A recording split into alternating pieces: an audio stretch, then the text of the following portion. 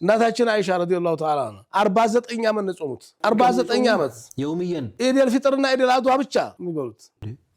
አዲስ ነገር ነው ወርግ ነብዩ ካለፉ በኋላ ማለት ነው አለይሂ ሰላቱ ወሰለም 68 ዓመት ናቸው አይሻ እድሜ 67 ዓመት ነው በ18 ነው ነብዩ የሞቱት 18 ዓመት ላይ 38 ዓመት አይሻ ብቻቸውን ሲቆዩ ሲኖሩ ያ ሁሉ ሐዲስ ሲያስተምሩ ጦመኛ ነበሩ እና 49 ዓመት እጦማለሁ እችላለሁ ላለ ከልካይ የለም ክፍት ነው በሩ ማንንም የሚያግድ ነገር የለም ግን ሼክ እዚህ ጋር አንድ ጥያቄ ማንሳት ይኖርብናል አንድ ሰው በግሉ አሁን ቀደም ሁሴን ሲል ነበር ኻስ ሲል እኔ ለምሳሌ አቅም አለኝ የውምየን መጾም እችላለሁ ልል ይችል ይሆናል በግሌ ነው ይሄ ለዓዋሙ ግን ይሄን አንሰጥም አመቱን ሙሉ ጾሙ አንልም አይደል አይባልም በትእዛዝማ አይባልም ተማም እችላለሁ ላለ ሰው ግን እችላለሁ ያለ ሰው ከልካይ የለውም ነው ከልካይ የለውም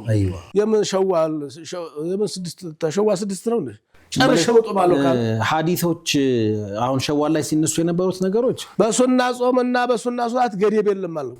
ነው ኦኬ ተማም دخل المسجد النبي صلى الله عليه وسلم دخل النبي المسجد يوم من الايام فوجد حبلا ገመድ ያገኙ ተበተበ ገመድ مربوط ነው ይታሰረ بين سرتين እና የምንድነው አሉ قالوا حبل لزينب اذا فترت تعلقت به ለሊስ ሰግድ ሲደክማት የምትንጠለጠልበት ነው የገመዱ እንዲወጥራት ትጋቷ ማለት ነው ትጋቷ ተመልከቱ ይሄ አሁን ዋንጫ ተክሊፍ ነው ራስ ዋንጫ የሚያሸልም ነበር ማለት ይሄ ግን እሳቸው ምን አደረጉ ሁሉ አሉ ፍቱ